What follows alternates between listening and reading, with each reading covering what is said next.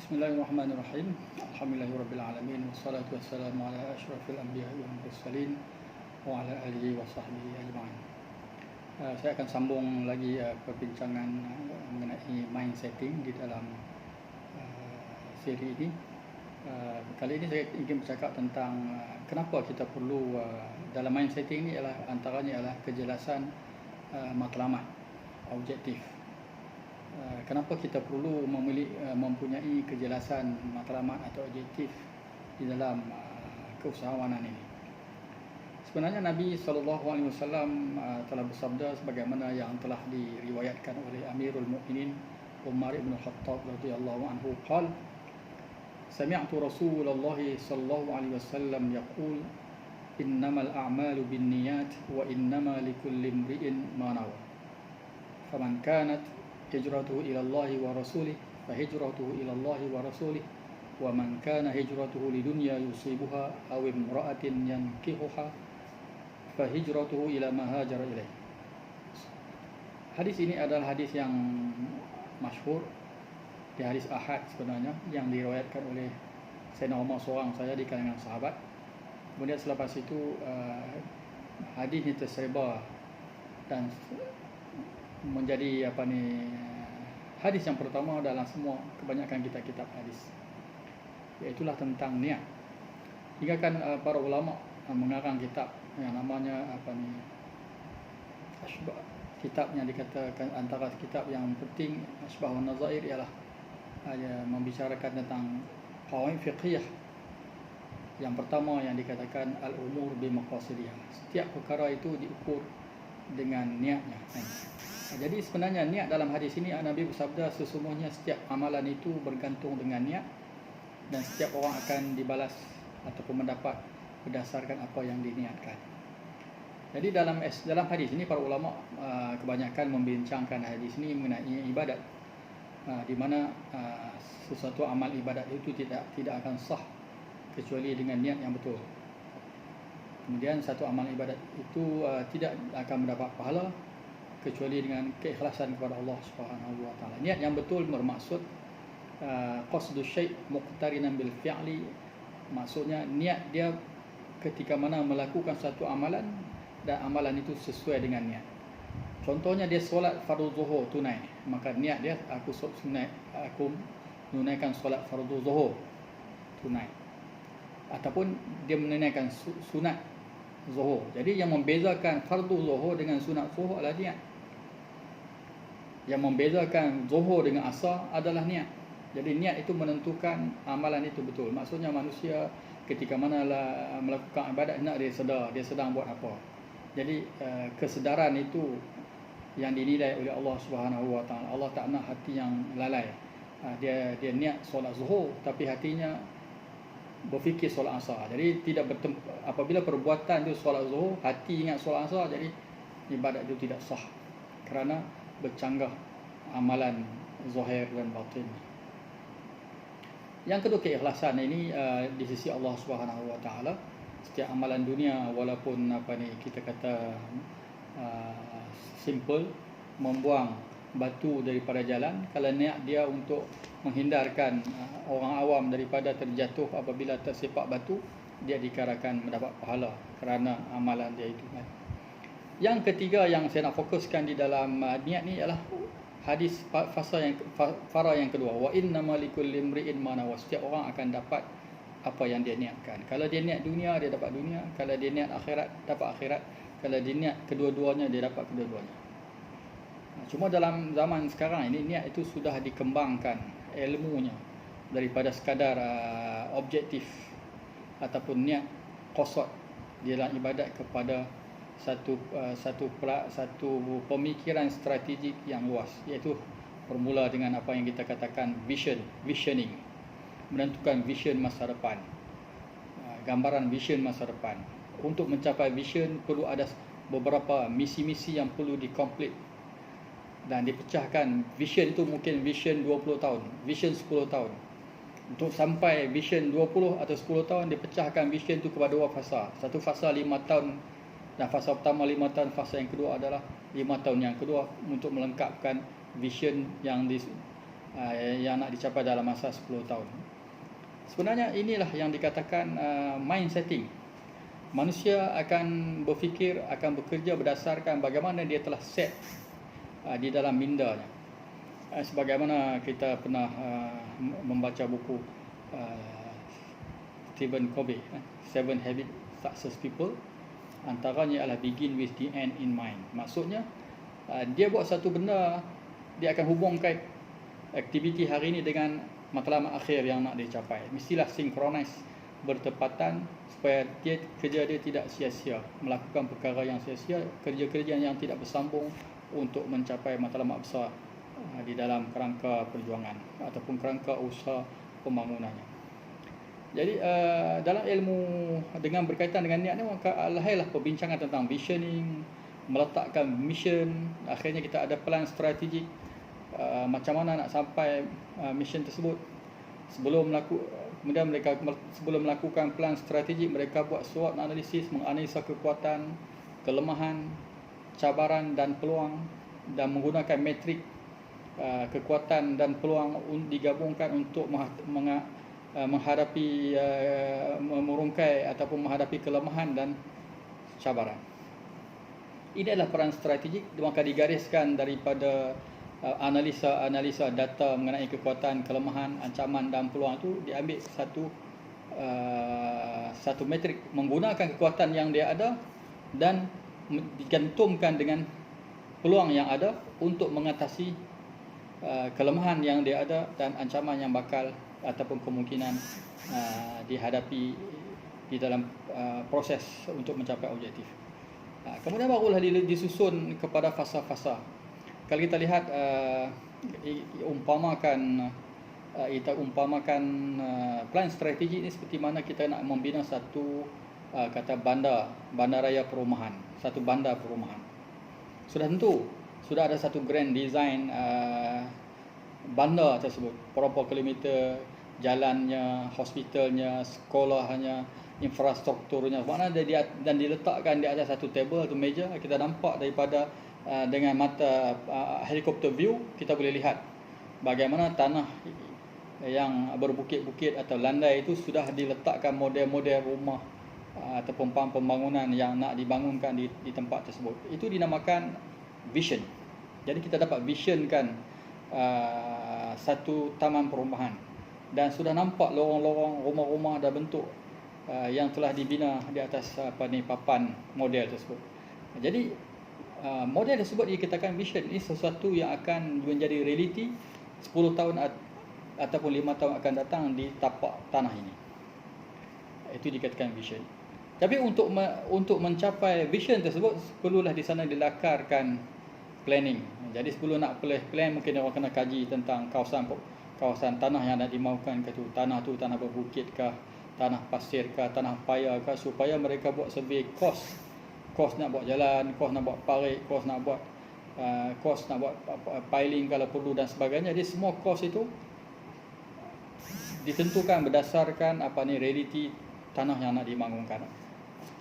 Baru diletakkan jangka masa untuk membangunkan tanah tersebut. Berapa modal yang diperlukan, berapa manpower yang diperlukan, dan berapa jangka masa yang boleh disiapkan dalam tempoh 5 tahun. Jadi dalam tempoh 5 tahun itu akan dibahagikan bahasa-bahasa ikut keperluan, bermula daripada kerja-kerja tanah, kerja-kerja infrastruktur, kerja-kerja di bawah tanah dan sebagainya, sehinggalah kepada pembangunan rumah dan akhirnya pembangunan landscape, elektrik dan sebagainya. Jadi fasa-fasa itu sebenarnya terangkum di dalam apa yang kita katakan plan, master plan. Jadi plan inilah yang memandu pemikiran semua orang untuk menjurus kepada satu matlamat. Begitulah juga di dalam hidup kita. Contohnya kita nak buat apa-apa saja kerangka bisnes kita. Dalam bisnes kita, contoh ni dalam takaful, selepas 5 tahun ke mana kita akan pergi? Apa yang kita nak buat di dalam industri? Adakah setakat kita hanya berada di pinggiran, atau kita berada di depan menjadi leader atau menjadi salah seorang penyumbang kepada industri dengan menyediakan pekerjaan atau peluang pekerjaan kepada beberapa ramai orang yang ikut yang bersama kita. Dan itu yang dikatakan vision yang besar, Dan vision itu sebenarnya tak mungkin, bukanlah vision peribadi, dia adalah satu vision ummah. Maksudnya kita sudah melaksanakan satu tugas khalifah berdasarkan ilmu kita, di mana menyediakan peluang-peluang pekerjaan sebahagiannya untuk kepentingan masyarakat. Jadi itu kepentingan kita meletakkan vision. Vision ini sebenarnya akan menolak kita untuk melakukan sesuatu dalam hidup ini. Jadi seorang dalam industri kewangan ni yang kita sertai ini, kita sebenarnya adalah pemilik kepada bisnes. Kita ada bos pada bisnes. Kita lah director. Kita lah orang yang akan membuat plan, perancangan ke mana arah tuju kehidupan kita pada masa depan. So, kita lah yang tahu. Sebab itulah kepentingan memiliki vision yang jelas. Jadi kalau tanpa vision yang jelas, kita terpaksa dipush ataupun ditolak oleh leader untuk buat sesuatu. Tapi dengan kita ada vision yang jelas, kita sendiri akan memandu diri kita menuju kepada matlamat kita tanpa perlu diperingatkan oleh sesiapa. Sebab ini adalah bisnes kita, maka kitalah yang bertanggungjawab untuk merancang dan membangunkan bisnes tersebut. Okey. Itu tentang vision. Jadi kita dah jelas kepentingan vision, matlamat jauh. Maksudnya kita mesti lukislah satu dikatakan gambaran ke depan di sudut kewangan, berapa income nak, di sudut agensi, berapa manpower yang kita nak develop. Maksudnya berapa manpower. Boleh tak kita membina satu meletakkan impian, membina satu agensi takaful masa depan. Di bawah kita ada 100 orang leader di seluruh Malaysia. 100 orang leader di seluruh Malaysia dan setiap leader membawa 100 orang. Bayangkan dalam grup anda ada 100 leader dan di setiap leader membawa 100 orang. Dan setiap orang di dalam grup anda merupakan penyumbang pada pendapatan anda yang telah mengasaskan agensi tersebut. Itu dikatakan vision 5 tahun atau 10 tahun akan datang. Jadi vision itu dipecahkan kepada plan fasa-fasa. Contohnya kita kata nak melahirkan 100 orang leader.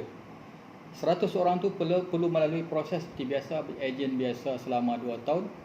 Selepas 2 tahun mereka akan jadi leader dan mereka ini akan bila mereka menjadi leader, kita yang merekrut mereka akan dinaikkan menjadi group agency director. Itu saja dia punya formula dia.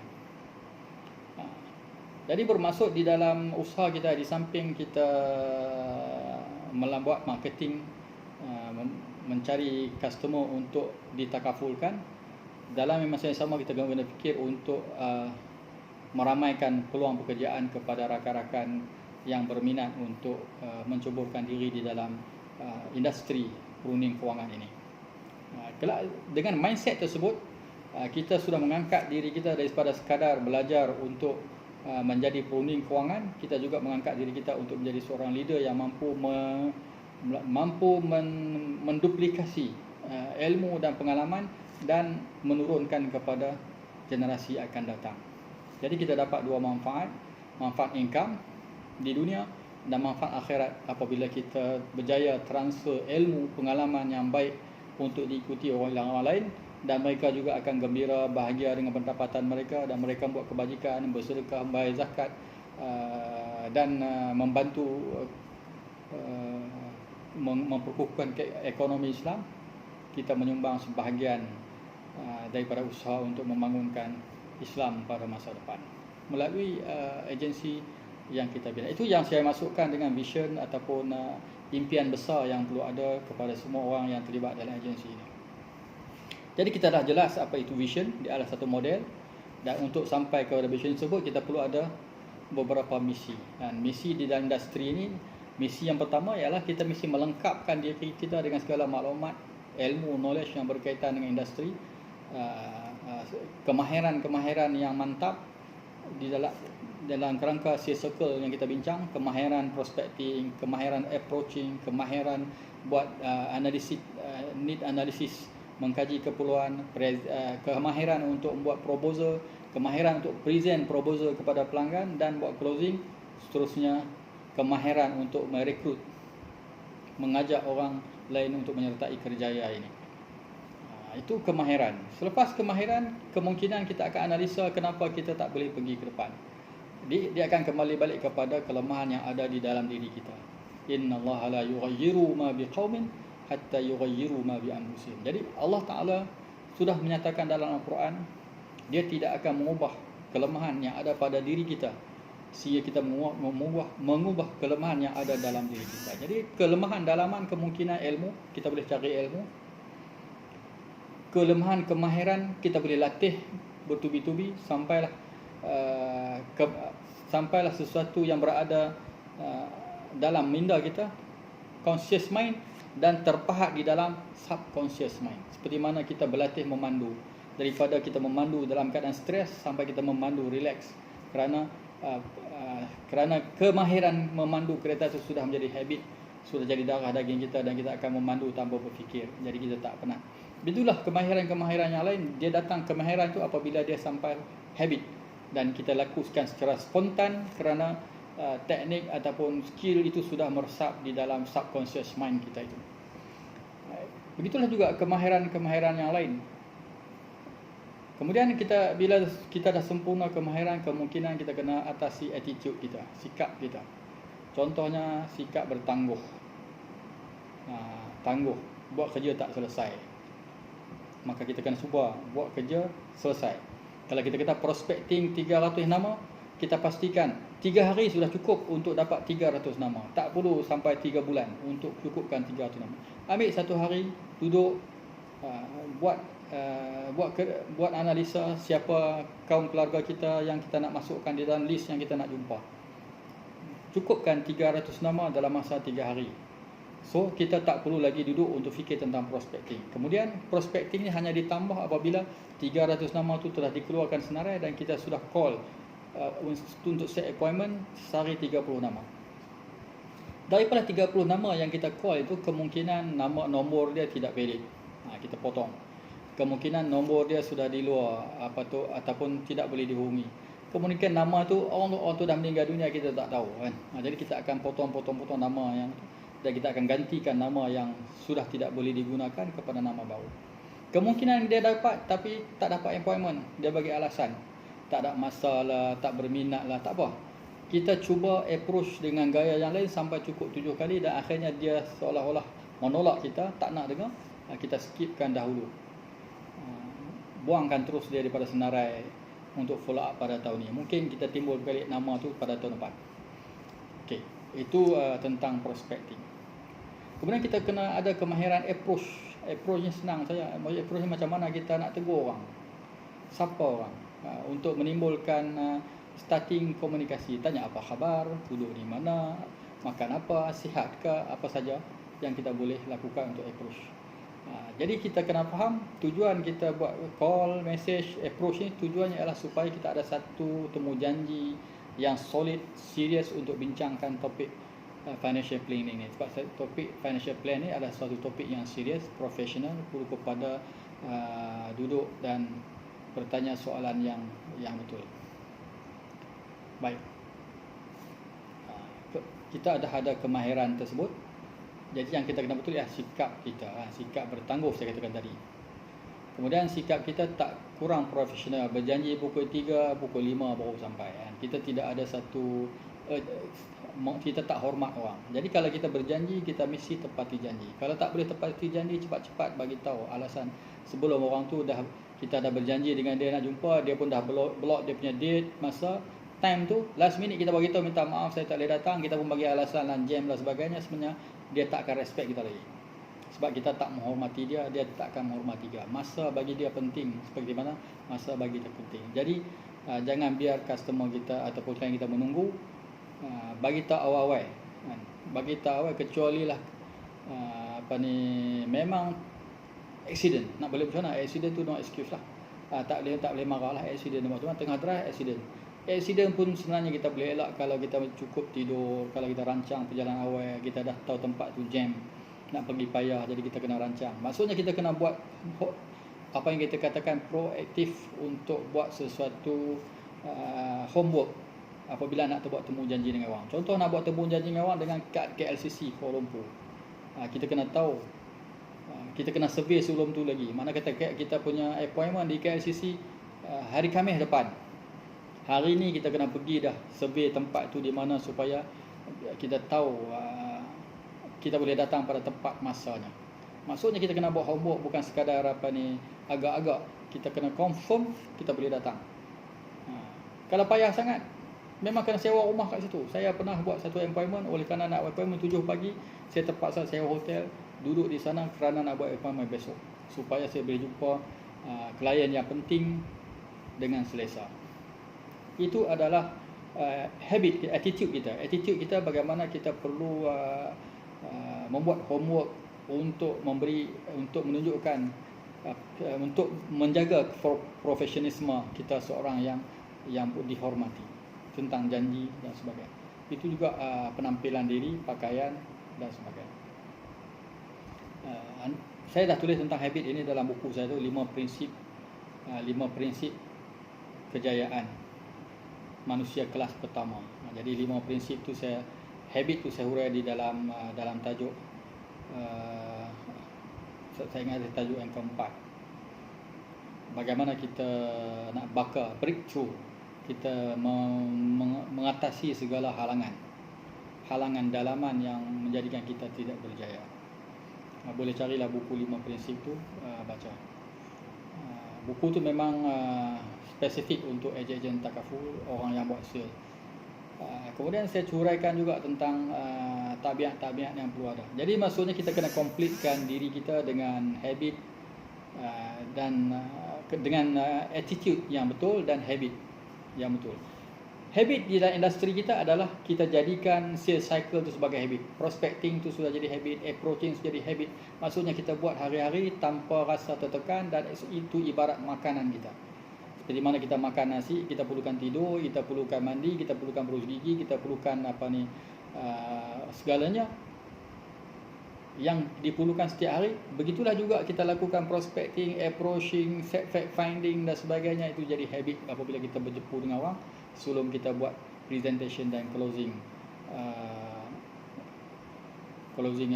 polisi kita. Sebenarnya kita boleh buat kertas kerja, print dan bindingkan dengan cantik. Ini kertas kerja saya, proposal saya. Kita buat analisa, nama dia siapa, kita buat analisa. Maksud kita tulis segala kekuatan, kelemahan, ancaman dan peluang, dan kita akan bentangkan berdasarkan kekuatan kewangan yang dia ada, kelemahan kewangan yang dia ada, dan kemungkinan ancaman-ancaman yang berlaku, tempoh hayat dia sebelum dia bersara. Kita cadangkan, ini polisi yang kita cadangkan. Kenapa kita cadangkan polisi ini? Kita kena bagi tahu. Dan ini kos yang perlu dia bayar. Kita print, kita bagi pada dia. Itu adalah satu proposal yang betul. Jadi dia boleh semak, dia boleh baca, kemudian dia akan tanya kita, mungkin dia nak modify selepas itu boleh. Mungkin dia modify kos dia ke, ataupun dia nak tarik yang ni, nak masuk yang ni, perlindungan, keluarkan perlindungan ni. Contoh dia tak perlukan medical card lagi, ataupun dia nak masukkan critical illness ke, ataupun dia nak masukkan accident ke cover, ataupun dia nak tambah dia punya investment ke sebagainya. Jadi kita beri satu proposal dan kita minta satu tarikh untuk kita bincangkan proposal itu, dan terus buat closing. Okey. Jadi di dalam tajuk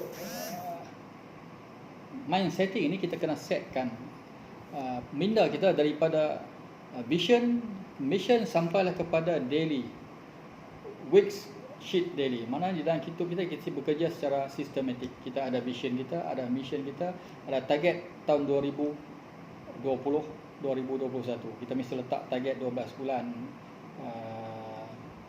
perjuangan kita, berapa income yang kita nak selepas 12 bulan dalam industri.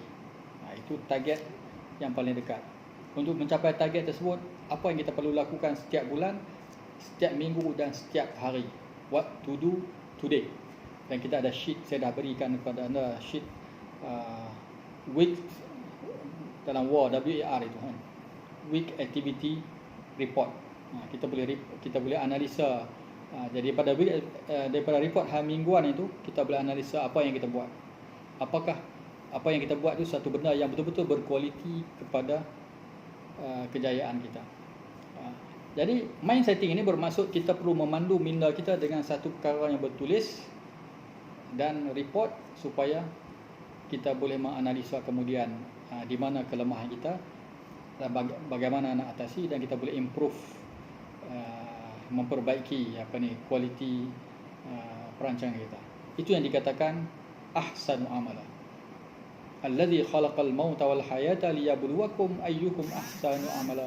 Dialah menciptakan kematian dan kehidupan untuk menguji kamu siapa di kamu yang terbaik amalan. Ahsanu amala ialah sesuatu aktiviti yang dilakukan berdasarkan perancangan, dan perancangan itu ditulis, dan kita boleh mengukur kejayaan kita berdasarkan apa yang kita letak matlamat awal dan apa pencapaian kita di akhir matlamat tersebut. Sebab itulah objektif itu akhirnya kembali kepada apa yang saya katakan, satu objektif yang SMART, SMART.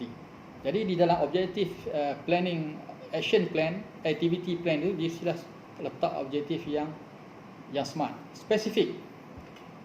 Spesifik bermaksud sesuatu yang boleh diukur. Contoh, saya nak close, saya ingin mendapat FYCC 500,000 setahun. Contoh, 500,000 setahun pada hujung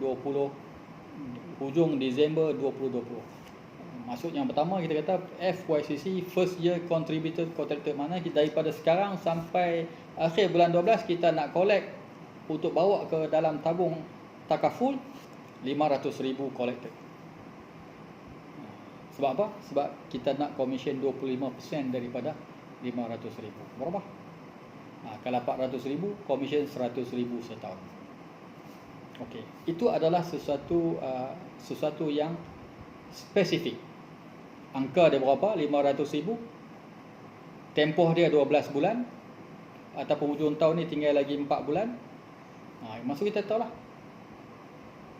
dia satu angka berapa dan tempoh dia bila. Okey. Kemudian kita kena pecahkan untuk mencapai matlamat spesifik tersebut, apa aktiviti yang kena lakukan berdasarkan ratio kejayaan 1:10. Prospek. Sebab itulah kita akan lihat ada 300 nama prospek. Kita akan call 30 nama, kita nak set 5 appointment, kita pastikan dapat present pada 3, dan kita nak close 1 setiap hari. Kalau ratio ini kita berjaya jadikan habit, insya-Allah anda akan mencapai kejayaan dalam masa yang cepat. Jadi nak jadikan dia habit, itulah perlu kita pantau setiap hari. Hari ni letak 300 nama, tapi sampai 1 bulan 300 nama belum ada. Sebab apa? 2 bulan tak cukup 300 nama. 3 bulan tak cukup 300 nama. Sebenarnya kita buat apa? Sedangkan prospecting itu first. Nama adalah modal. Tak ada modal macam mana nak buat kerja? Okey, kita atasi dulu masalah itu. Yang kedua, kenapa tak boleh call, approach 30 nama hari? Apa kita guna masa kita buat apa? Tengok apa kita buat. Adakah apa yang kita buat tu satu benda yang paling penting untuk mencapai objektif kita? Antaranya ialah, kita hari ni terjebak dalam traffic jam. Kita pergi mana? Pergi traffic jam hanya pergi yang pergi makan. Ada 3 jam, 4 jam traffic terjebak dalam traffic jam kerana nak pergi makan nasi lemak. Satu benda yang tak munasabah. Jadi maksudnya kita kena pastikan perjalanan yang betul. Ataupun ada orang yang kata tak boleh sebab apa, hari ni hantar anak lah, anak mula. Kita kena buat. Kita kena tahu apa yang wajib kita buat, dan kita kena delegate apa yang orang lain boleh buat. Kadang-kadang kita kena upah driver bus untuk bawa anak kita pergi sekolah, supaya kita masa pergi dan balik itu tidak menuntut komitmen kita. Sebab apa? Kita bila dah buat appointment, duduk dengan klien, anak call, cikgu call, Ustaz, anak ni duduk tunggu depan pagar, kenapa tak main ambil? Takkan kita nak tinggal ke kita punya appointment klien kita? Tak boleh. Jadi kita terpaksa delegate sebahagian tanggungjawab yang kita tak perlu buat tapi boleh dilakukan oleh orang lain. Antaranya adalah upah pemandu bas untuk hantar dan ambil anak kita pergi sekolah. Contoh. Begitulah juga dalam aspek-aspek yang lain yang kemungkinan kita tak perlu buat dan kita boleh delegatekan pada orang lain. Ini nama delegatekan. Kita agihkan tugas-tugas ni pada orang lain. Saya akan fokus pada kerja yang paling penting yang orang lain tak boleh buat untuk kejayaan bisnes ini. Itu apabila kita dah buat plan, kita tentukan apa yang patut kita buat dan kita agihkan kerja-kerja yang tentu pada orang lain. Sama ada kita minta tolong atau kita upah orang untuk orang tu buat kerja tersebut. Okey. Jadi planning ini bermula daripada letak vision. Kita ada misi yang kita nak complete untuk capai vision tersebut. Kemudian kita letakkan vision itu kepada fasa pertama, fasa kedua. Kalau kita kata satu fasa 2 tahun. Contoh seorang yang menjadi advisor, fasa 2 tahun adalah fasa dia nak struggle untuk cukupkan kota 2 tahun untuk dia naik jadi agency director. So dalam masa 2 tahun itu dia kena struggle berapa income dia nak capai supaya apabila dia jadi agency director dia ada modal yang besar. Katakanlah sekurang-kurangnya income 10,000 ataupun 12,000 sebulan. Selepas 2 tahun pendapatannya 12,000 sebulan. Tahun yang pertama dapat 6,000. Tahun yang kedua dia tambah lagi 6,000. Maka selepas akhir tahun kedua menjadi advisor, dia sudah ada income bulanan 12,000.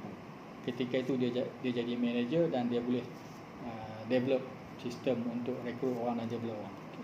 Jadi ada 2 tahun untuk menjana income. So macam mana nak capai tersebut? Dia perlulah rancang dan analisa berapa klien yang kena bawa, berapa close case yang dia close dan berapa besar case yang dia nak ambil. Daripada situ dia tengok siapakah bakal klien yang mampu membayar ataupun mampu untuk membayar amount yang dia perlukan. Jadi dia terpala saringlah daripada orang biasa kepada orang yang tertentu dan dia cuba dekati mereka tu. Dia kena segmentkan prospek dia, prospek yang berkualiti yang boleh membayar. Sebab apa kita nak jumpa orang 5 orang je sehari. Lebih baik 5 orang yang kita jumpa tu 5 orang yang berkualiti, yang ada income yang tinggi, yang sihat, yang boleh kita jumpa dan dia ada open minded yang boleh menerima proposal kita. Jadi kesimpulan yang saya nak katakan di sini ialah otak kita hendaklah dipandu untuk bekerja. Bagaimana nak mandu kerja otak kita? Kita kena tulis segala apa yang kita nak buat dalam satu buku yang dinamakan buku objektif ataupun buku prospecting tersebut. Kita tulis segala apa yang kita nak buat. Hari ni orang kata kertas kerja ataupun blueprint action plan kita. Jadi semua benda tu hendaklah bertulis supaya kita follow apa yang kita tulis saja. Kita fikir sekali kemudian kita follow. At the end of the year kita analisa balik. Kita catat ini tak jadi sebab apa, ini tak jadi sebab apa kelemahannya. Jadi kita boleh jadikan pengalaman 1 tahun untuk develop kita untuk lebih baik pada tahun akan datang. Begitulah kita improve diri kita. Kita perlu catat segala aktiviti kita. Wallahu alam, semoga bermanfaat. Aku qouli hadza, astaghfirullah li wa lakum, wassalamualaikum warahmatullahi wabarakatuh.